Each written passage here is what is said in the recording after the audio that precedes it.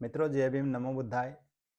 बाबा साहब डॉक्टर आम्बेडकर द्वारा लिखित बुद्ध और उनका धम्म ग्रंथ वाचन की श्रृंखला में आइए आज हम सुनते हैं इस धम्म ग्रंथ के 17वें अध्याय को, जिसमें बाबा साहब डॉक्टर आम्बेडकर राजकुमार सिद्धार्थ द्वारा अपने माता पिता और यशोधरा से भेंट का वर्णन करते हैं।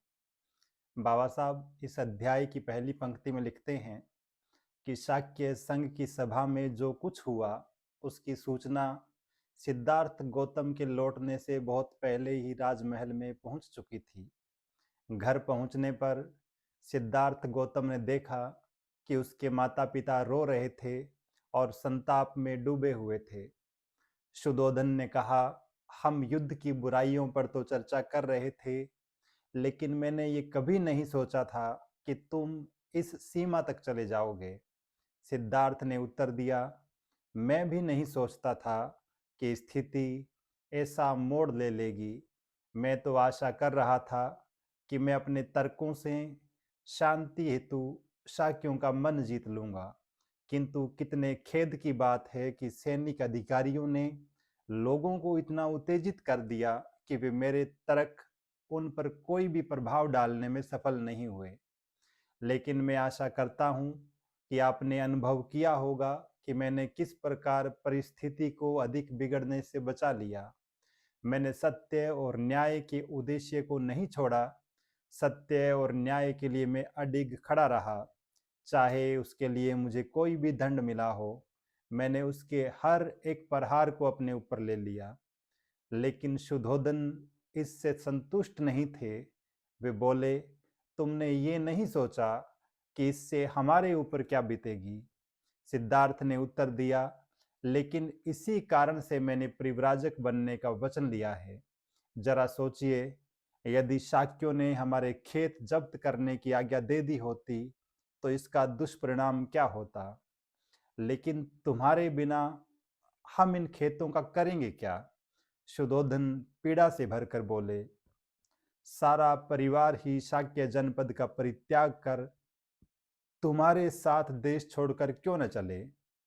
महाप्रजापति गौतमी भी रोते हुए शुद्धोधन के साथ साथ बोली, मैं भी इस बात से सहमत हूं। तुम हम सब को इस प्रकार छोड़कर अकेले कैसे जा सकते हो। सिद्धार्थ ने सांत्वना दी, माँ, क्या आपने हमेशा एक राजकुमार की माता होने का दावा नहीं किया है। क्या ऐसा नहीं है? तब तो आपको भी वीर होना चाहिए। इस प्रकार दुखी होना आपको शोभा नहीं देता है। यदि मैं युद्ध भूमि में गया होता और वहां मारा जाता, तब आप क्या करती। क्या तब भी आप इसी प्रकार दुखी होती।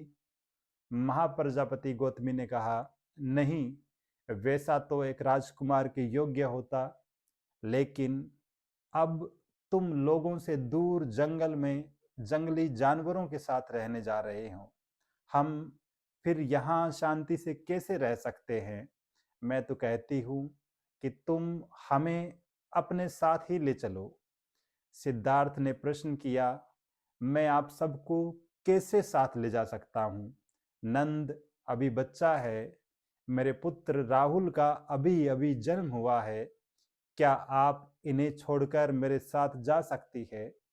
महाप्रजापति गौतमी को संतोष न हुआ।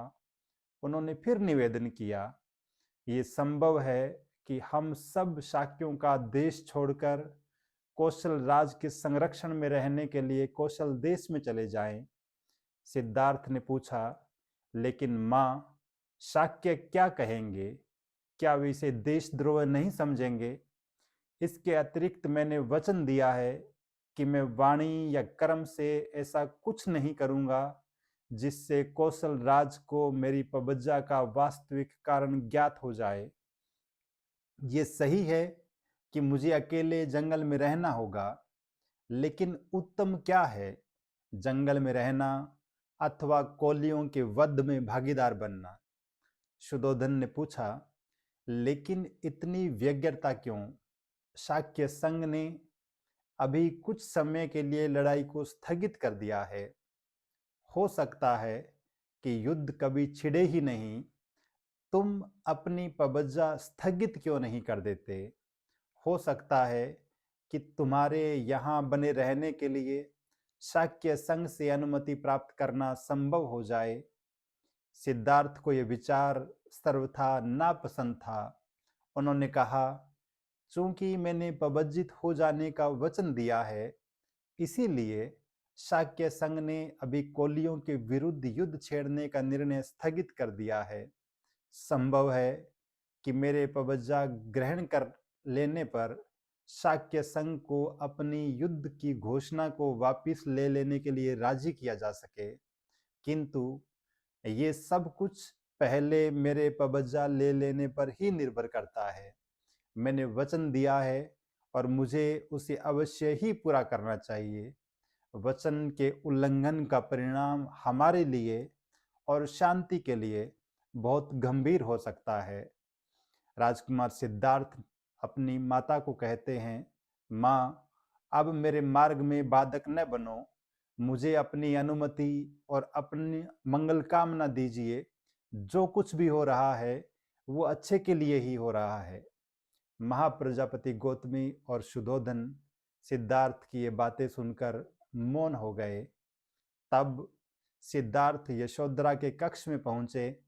उसे देखकर सिद्धार्थ मौन खड़े हो गए। वो समझ नहीं पा रहे थे कि अब क्या कहें और कैसे कहें। यशोधरा ने ही चुप्पी तोड़ते हुए कहा, कपिलवस्तु में शाक्य संघ की सभा में जो कुछ भी हुआ, मैं वो सब कुछ सुन चुकी हूँ। सिद्धार्थ ने पूछा, यशोधरा, मुझे बताओ कि मेरे पबज्जित होने के निर्णय के बारे में आप क्या सोचती है। सिद्धार्थ समझते थे कि शायद यशोधरा हिम्मत हार जाएगी, किंतु ऐसा कुछ भी नहीं हुआ। अपनी भावनाओं पर पूरा नियंत्रण रखते हुए यशोधरा ने उत्तर दिया, यदि मैं भी आपकी स्थिति में होती तो इसके अतिरिक्त और क्या करती। निश्चय ही मैं कोलियों के विरुद्ध छेड़े जाने वाले युद्ध के पक्ष में कभी नहीं होती।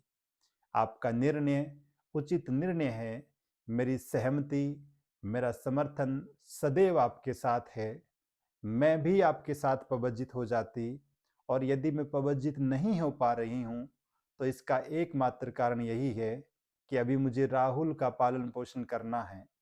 अच्छा होता यदि ऐसा न हुआ होता, लेकिन स्थिति का सामना करने के लिए साहसी और वीर तो होना ही पड़ेगा।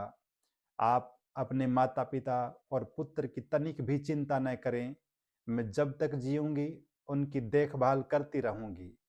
अब मैं यही चाहती हूँ कि आप जब निकट संबंधियों को छोड़कर परिव्राजक बनने जा रहे हैं, तो आप किसी ऐसे नए जीवन पथ की खोज करें जो मानवता के लिए कल्याणकारी हो।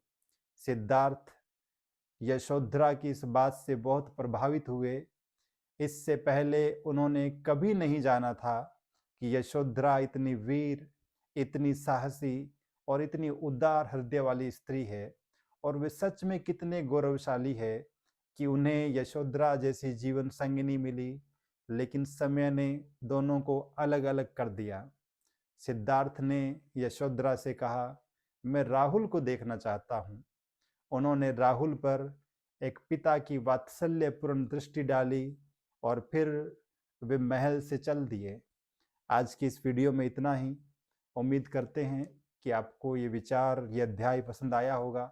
अपनी राय कमेंट बॉक्स के रूप में ज़रूर लिखें, और यदि आप पहली बार इस चैनल को देख रहे हैं तो सब्सक्राइब भी करें।